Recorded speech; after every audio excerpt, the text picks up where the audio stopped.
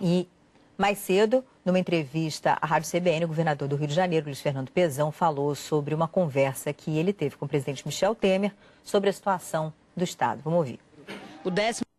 Eu liguei para o presidente Temer e falei: presidente, eu não tenho mais condições, né? Eu não posso emitir moeda, eu não posso colocar um déficit de 170 bi, eu não posso governar com medida provisória. O Estado está ficando ingovernável.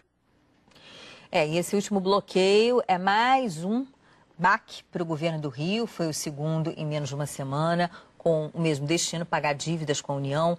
O Nilson Clava está acompanhando esse assunto. Ô, Nilson, o ministro da Fazenda acabou de dar uma entrevista coletiva aqui no Rio.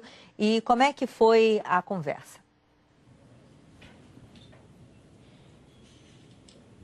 Boa tarde, Leila. Boa tarde a todos. Exatamente, ele acabou de falar aqui, falou sobre essa situação de crise econômica vivida pelo governo federal e por vários estados. E até por isso ele disse o seguinte: olha, o Rio de Janeiro não é o único a viver essa situação e por isso o governo federal não pode tomar atitudes individuais. Ele até disse que pode haver algum auxílio ao estado do Rio de Janeiro com relação à segurança, mas disse que as medidas não vão ser individuais. Como você citou um pouquinho mais cedo, as medidas estudadas, as mais prováveis, são tanto a antecipação, né, dos royalties, do valor dos royalties do petróleo, quanto também a venda da dívida ativa do governo do Rio de Janeiro. O ministro disse também que o estado do Rio de Janeiro é aquele que vive a crise mais emergente e disse que aqueles 2,9 bilhões de reais, lembra que o governo federal fez o repasse, eram especificamente para segurança durante os Jogos Olímpicos e que, portanto, um novo repasse seria muito mais difícil. A gente lembra que o governo federal também passa por uma crise,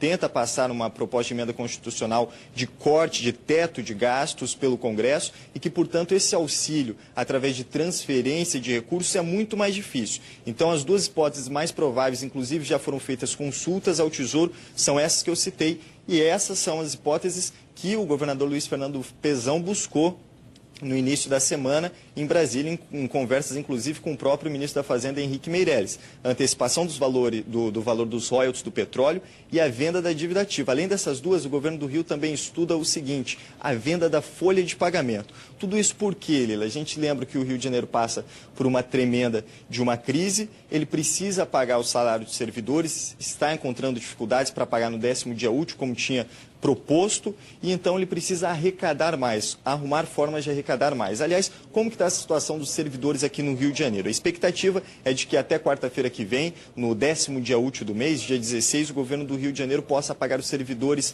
tanto da segurança quanto da educação. Os outros servidores, ontem o governador Luiz Fernando Pezão ficou reunido com o secretário de Fazenda Gustavo Barbosa para decidir o calendário dos outros servidores. Esse calendário, aliás, vai ser divulgado ainda hoje. A expectativa é que esses servidores passem a receber ao longo do mês de novembro e invada, inclusive, esse pagamento aí dos dias trabalhados em outubro, invada, inclusive, o mês de dezembro. A situação ficou ainda pior depois desses 3 bloqueios feitos nessa semana. 2 bloqueios do governo federal, né, no valor total de 310 milhões, e depois um bloqueio do Tribunal de Justiça de 4 milhões de reais. Então, o Rio de Janeiro está vendo ali o que tem no cofre para determinar esse calendário e então divulgar quando vão ser feitos os pagamentos, né, dos servidores com relação aos dias trabalhados ainda de outubro. A situação é tão ruim por aqui e a situação da dívida também é muito grande, não só com os servidores, mas também com os fornecedores, Leila.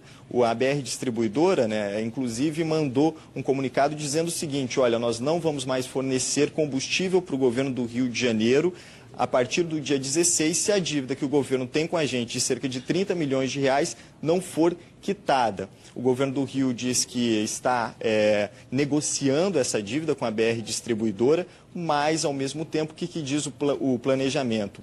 Que tanto os policiais militares, os policiais civis, Corpo de Bombeiros e a Secretaria de Administração Penitenciária, esses 4 setores, eles têm uma espécie de estoque, que por isso não vão ficar sem combustível a partir do dia 16. Mas as outras áreas, sim, se a BR Distribuidora decidir realmente cortar o fornecimento, essas outras áreas áreas vão sim ser prejudicados. Então a situação não é fácil, o governo do Rio de Janeiro vem com dificuldade para pagar servidor, vem com dificuldade para pagar fornecedor, e o ministro da Fazenda, Henrique Meirelles, já disse o seguinte: olha, a transferência de recursos é difícil, a gente está tentando ajudar através da antecipação do valor dos royalties do petróleo e também da venda da dívida ativa. São essas as formas para tentar sair dessa crise, porque ele disse, o Rio de Janeiro tem sim a situação mais crítica, mais emergencial, mas não é o único estado.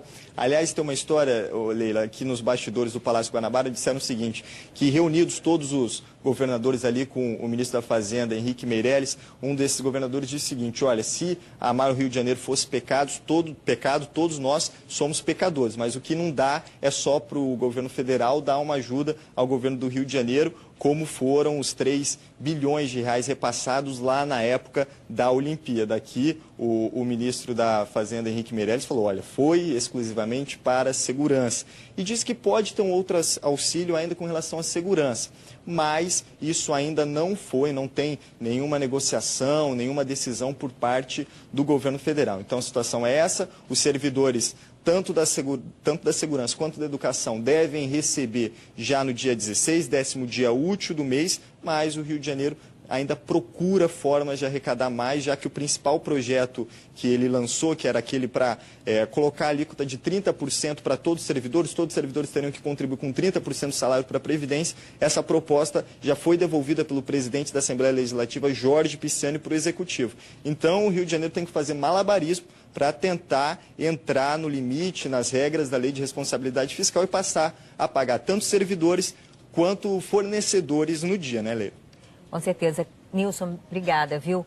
Ô, Otávio, você acha que o custo político, que seria alto, não seria menor do que o ganho em popularidade se houvesse uma verdadeira reforma administrativa, por exemplo, e um pente fino nos chamados super salários, algo que a gente sabe que existe no Brasil? Pois é, Leila, existem 3 tipos de corrupção. Acho que tem a corrupção clássica, que é quando você desvia dinheiro.